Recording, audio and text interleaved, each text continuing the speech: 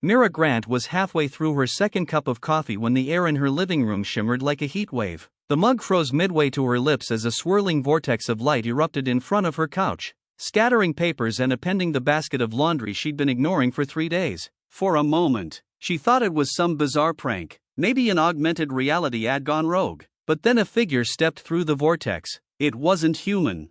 The creature stood tall and willowy, its body a latticework of glowing fibers that pulsed in shades of blue and gold, its elongated head turned toward her, and despite the lack of eyes, Mira felt its gaze lock onto hers with unsettling precision. She blinked once, twice, trying to convince herself she hadn't just hallucinated the whole thing. Miranda Grant, the being said, its voice reverberating like a perfectly tuned cello.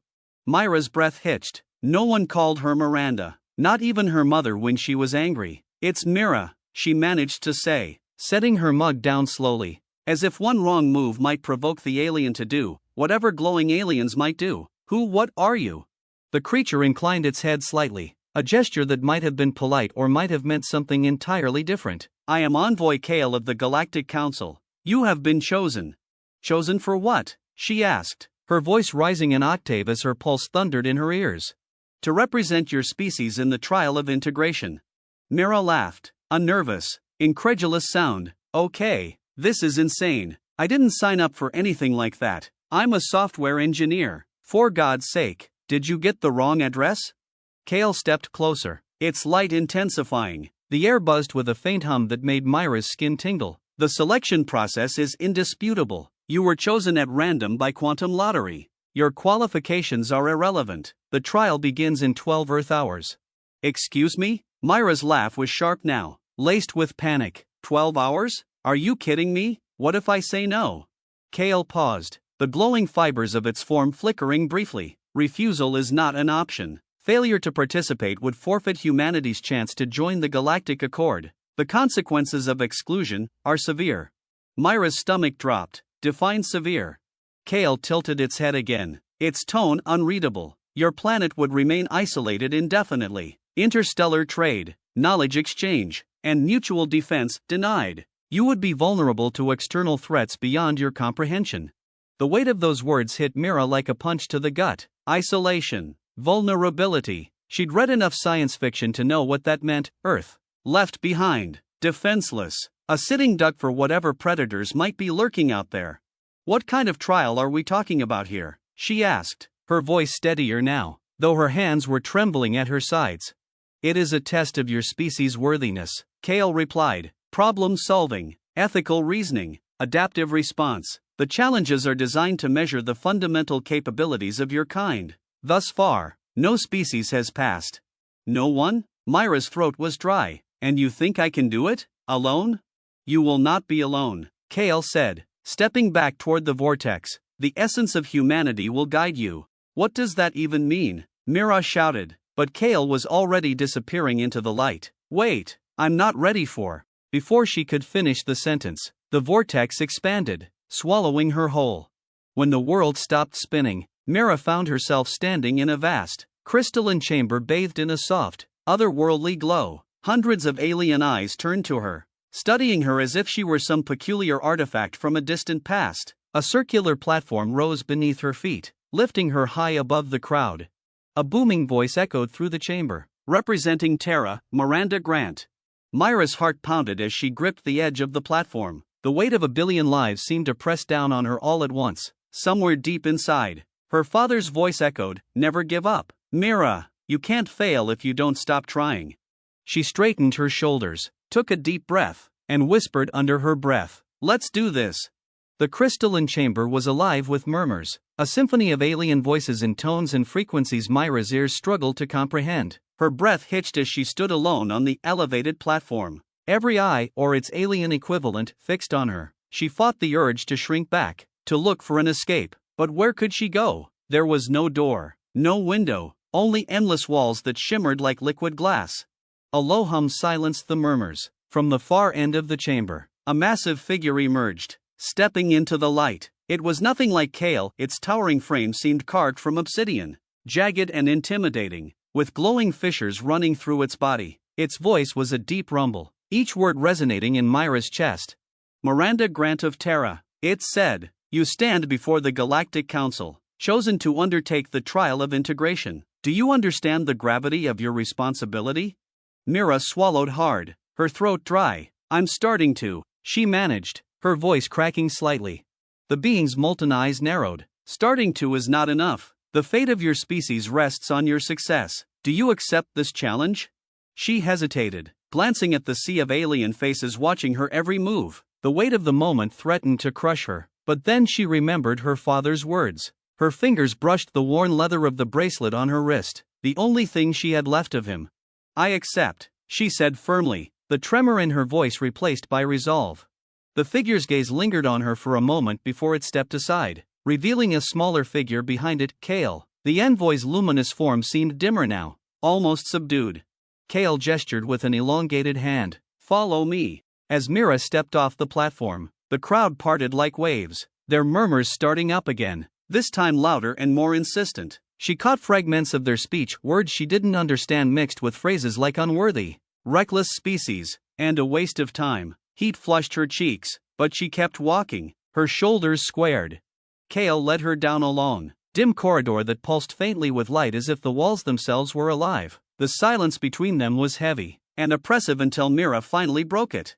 So, no pressure, huh? She said, her voice brittle with forced humor. Kale didn't look back. Pressure is irrelevant. The trial will begin shortly. Great, can't wait, she muttered, her sarcasm masking the fear churning in her stomach. She quickened her pace to match Kale's long strides. But maybe you could give me a little more detail? What exactly am I walking into here?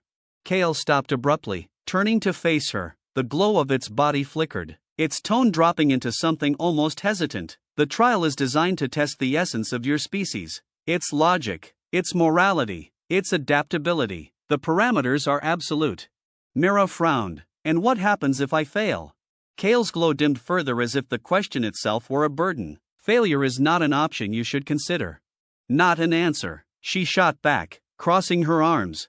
Kale's glowing fibers rippled, a gesture Mira could only interpret as discomfort. The council has deemed your species expendable should you fail. The consequences would be irreversible. Mira's stomach turned, but she forced herself to hold Kale's gaze. And what about you? Why are you even here? Are you just here to babysit me? Kale hesitated, its glow flickering. My role is observation and facilitation. I am not permitted to interfere. Right, Mira said bitterly, so, I'm on my own. They resumed walking, the silence heavier now. When they reached the end of the corridor, the walls parted to reveal a circular room filled with floating orbs, each radiating a soft, bluish light. In the center, a single orb glowed brighter than the rest. This, Kale said, gesturing to the central orb, is the core of the trial. It will administer the first challenge. Before Mira could respond, the orb surged toward her, stopping just inches from her face. She instinctively flinched, but the orb pulsed gently as if studying her. Human representative, it intoned, its voice smooth and mechanical. Prepare for the first challenge, logic. You will navigate a quantum matrix designed to test your species' cognitive limits. Failure to complete the task will result in immediate disqualification. Disqualification, Mira echoed, her voice hollow. You mean death, don't you? The orb said nothing, but the silence was answer enough. Kale stepped closer, its glow returning slightly. This is where it begins. Mira Grant, you are not the first to stand here, but you may be the last. Proceed when ready. Mira turned to look at Kale, searching for any trace of reassurance in its alien form. There was none. She clenched her fists, took a deep breath, and stepped forward. The orb flared brightly, and the world around her dissolved into a kaleidoscope of light and sound. When it settled, Mira found herself standing in an endless void, a shimmering maze of floating pathways stretching out before her. The air buzzed with an electric hum, and far in the distance, she could see the faint glow of something pulsing at the maze's center. She took a step forward. Okay, she whispered to herself. Let's see what you've got. And with that, she plunged into the maze. The pathways of the quantum maze twisted and shimmered around Mira, shifting each time she thought she understood their layout. One wrong step and a fragment of the glowing path beneath her feet vanished, reappearing somewhere far out of reach. Her breath quickened as she realized the maze wasn't just a test of logic, it was alive, reacting to her every move. Focus, Mira, she muttered, her voice trembling as she fought to steady her thoughts. Her father's words echoed faintly in her mind, but they felt distant now, buried under the weight of the task ahead. Each step forward felt like a gamble, every decision loaded with the potential to unravel her progress. Her phone buzzed in her pocket, a mundane sound in this surreal, alien landscape. She pulled it out, half expecting it to be useless, but the screen lit up. Somehow, impossibly, she still had service. Without hesitation, she opened her group chat. Mira, hey, I need help. Quantum maze, moving paths, it's alive. Ideas? The responses came almost instantly, filling her screen with a chaotic blur of text. Jess, Rocket Girl, OMG, you're in the maze? That's so cool. Brian, DR, brain focus. Mira, describe what you're seeing. My, Quantum Queen alive? Does it shift based on observation or interaction? Mira glanced around, her heart pounding. Both, she whispered, typing furiously. It reacts to me moving. The paths shift when I look at them too long. My, that's Heisenberg meets Schrödinger. You're inside a quantum probability field. Jess, Lou, try not looking directly at stuff. Walk like you're in a haunted house. Mira, Jess, I love you, but this is life or death. Brian, she's not wrong. Don't overanalyze. Move intuitively, fast. My, exactly. Think in probabilities, not certainties. Trust your gut. Mira exhaled sharply, her grip tightening on the phone. Probabilities, not certainties. Okay, she murmured, shoving the phone back in her pocket. She took a tentative step forward, her eyes darting ahead rather than focusing too long on the shifting path beneath her feet. The pathway stabilized, glowing faintly. She moved faster now, her instincts taking over. The maze responded, twisting and reshaping itself, but she stayed ahead of its movements, her body and mind in sync. For a brief moment, she felt like she was winning until the hum in the air shifted. The maze trembled violently, and the path ahead fragmented into a dozen narrow threads, each leading in a different direction. Mira froze, her confidence faltering. There was no way to tell which one was right. Damn it, she muttered, pulling out her phone again. The path split. How do I know which way to go? My, can you see the center? Mira squinted, but the glowing heart of the maze was obscured by a swirling fog. No. Jess, flip a coin? Brian, don't you dare. Her hands trembled as the screen dimmed, the battery draining rapidly. Before she could type another word, the phone shut off, leaving her utterly alone. No, she breathed, clutching the darkened device. The panic clawed at her chest, but she forced herself to steady her breathing. Think, Mira, you can do this. She closed her eyes, shutting out the chaos of the maze. Her thoughts quieted, and she focused on the faint hum that resonated through the air. It was rhythmic, almost musical, like a distant heartbeat. She opened her eyes and took a cautious step onto one of the threads. The hum grew louder. She took another step, then another, until the thread beneath her solidified into a glowing pathway. Relief flooded her as the fog began to clear, revealing the maze's center ahead. But just as she reached for the final stretch, the ground beneath her trembled violently. The entire maze was shifting now, collapsing inward. Mira Grant, Kale's voice echoed, disembodied and faint. You must reach the core before the maze collapses. No kidding, she snapped, breaking into a sprint. The path ahead twisted and buckled, forcing her to leap across gaps and dodge falling fragments of glowing debris. Her lungs burned, her legs ached, but she didn't stop. She could see the core now, a pulsating sphere of light hovering at the maze's center. It felt impossibly far, but she reached deep into herself, summoning every ounce of strength she had left. With one final leap, Mira flung herself toward the core just as the last fragments of the maze disintegrated beneath her. She landed hard, skidding across the glowing surface, her chest heaving as she struggled to catch her breath. The core pulsed brightly, and for a moment, everything was silent. Well done, Mira Grant, the mechanical voice intoned. The first challenge is complete. Prepare for the next phase. Before she could react, the glowing platform beneath her feet dissolved, and she plummeted into darkness. Mira's body tensed as she fell through the void, the sensation of weightlessness making her stomach churn. The darkness around her was oppressive, silent, and infinite until it wasn't. She landed hard, the impact jarring her knees as the world around her exploded into chaos. She was in the middle of a burning city, the air thick with smoke and ash, alien skyscrapers, jagged and towering, crumbled into fiery ruins as panicked creatures fled in every direction. "What is this?" she gasped, coughing against the acrid smoke as she stumbled to her feet. Kale's voice echoed faintly in her mind, calm and detached despite the carnage around her. "This is the final challenge, adaptation. You must demonstrate your species' ability to respond to an unforeseen crisis. Your objective is simple: save as many lives as possible." Mira's chest tightened as she turned in a slow circle, taking in the devastation. The enormity of the task was suffocating. Her heart pounded as she saw a group of injured aliens huddled beneath a structure, their cries muffled by the roar of the flames. "Save them." "How?" she whispered, but there was no response. She was on her own. Her hands trembled as she scanned her surroundings, her mind racing. This wasn't like the maze. There was no clear path, no logic puzzle to solve. The chaos was overwhelming, and every second she hesitated meant another life lost. She spotted a length of metal piping and grabbed it, using it to pry apart a pile of debris blocking her way. The injured aliens looked up at her, their faces a mixture of fear and confusion. "It's okay," she said, forcing a calmness she didn't feel. "I'm here to help."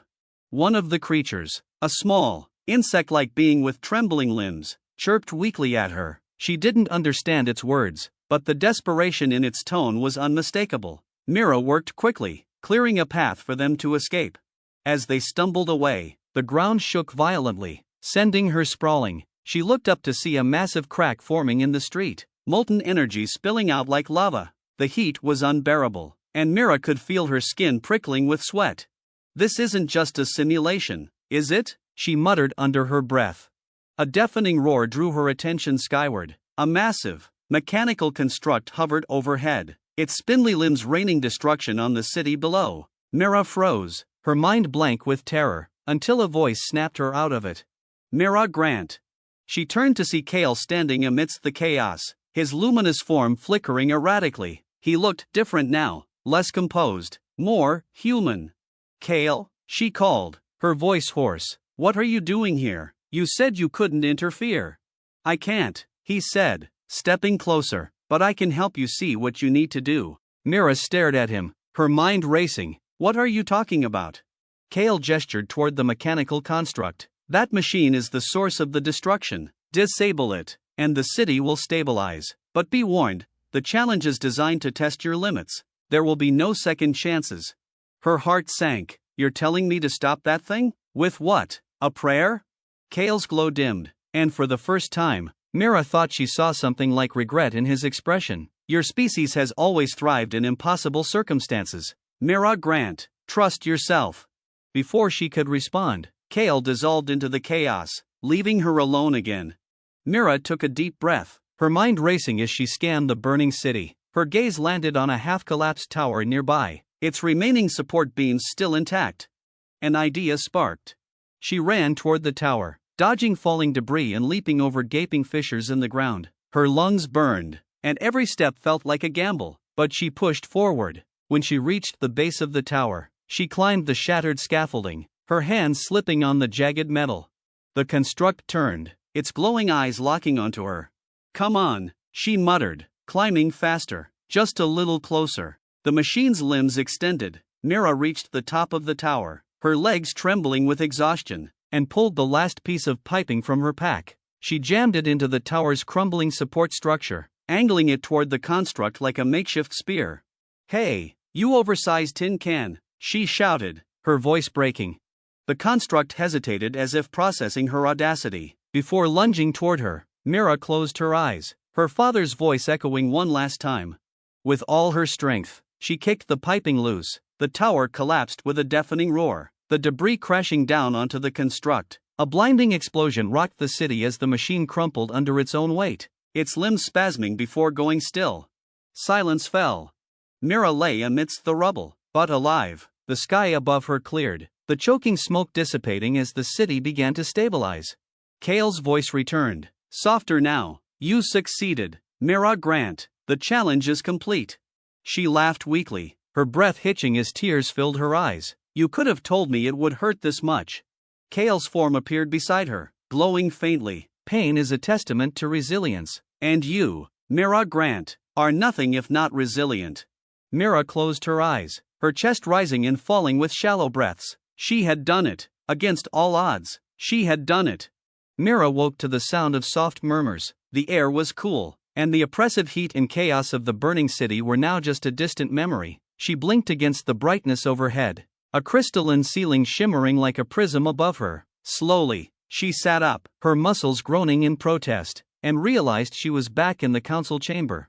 The room was filled with figures, their alien forms glowing faintly as they watched her. Some murmured among themselves, their voices a mix of awe and disbelief, while others remained silent, their expressions unreadable. Kale stood nearby, his glow steady but dim, as though the effort of speaking had drained him. "You've returned," Kale said, his voice calm but carrying an undercurrent of something she couldn't quite place, pride, perhaps, or relief. "Wasn't sure I would," Mira muttered, her voice raspy. She ran a hand through her hair, still streaked with soot, and glanced down at her hands. They were scraped and raw, but steady. "So, did I."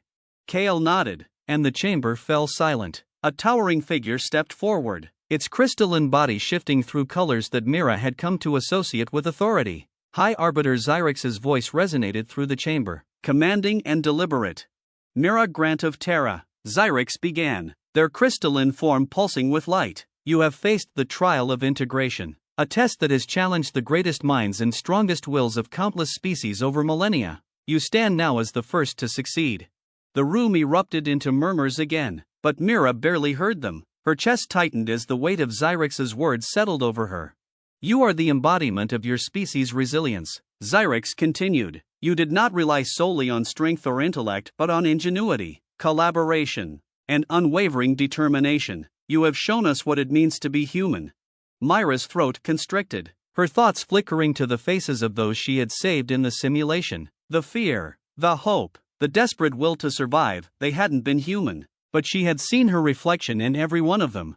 "Does this mean," she began, her voice trembling.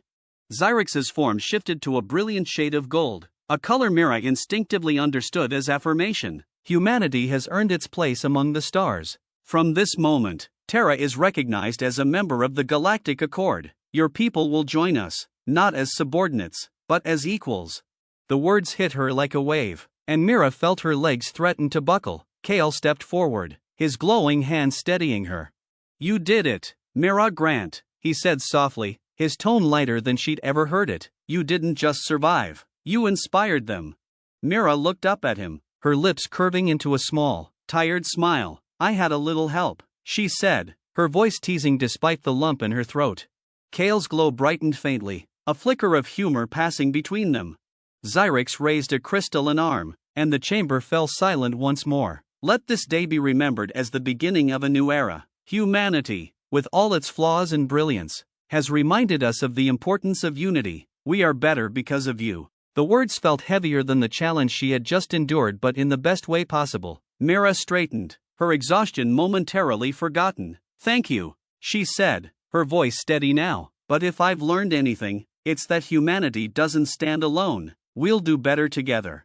A murmur of agreement rippled through the chamber. Even the most stoic figures seemed moved, their forms pulsing faintly in shades of approval. As the ceremony concluded, Mira found herself standing beside Kale in a quieter corner of the chamber. The formalities were over, but the weight of what she had accomplished still lingered heavily in the air. "What happens now?" she asked, looking at Kale. Kale's glow softened, and for the first time, he seemed almost at ease. "Now, you return to Terra as a symbol of what humanity can achieve. Your people have a lot to learn and a lot to teach, but you won't be alone." Mira arched a brow. "You mean the council?" Kale hesitated, then shook his head. "No, me. I've chosen to leave my role as an observer. I want to see more of what makes humanity human." The unexpectedness of his words took her breath away. For all his aloofness and cryptic advice, Kale had been a constant through the ordeal. The idea of him walking alongside her on Earth seemed oddly fitting. "Careful," she said, smiling faintly. "Earth can be overwhelming." "I look forward to it," he replied, his glow brightening. As Mira turned toward the exit, her gaze fell on the stars glittering through the crystalline walls of the chamber. For the first time, they didn't feel distant or unreachable. They were a promise, a reminder of what humanity had achieved and what lay ahead. With her father's bracelet still warm against her wrist and Kale at her side, she stepped forward, ready to embrace whatever came next. The universe wasn't just vast, it was waiting, and for the first time, Mira Grant knew humanity belonged among the stars.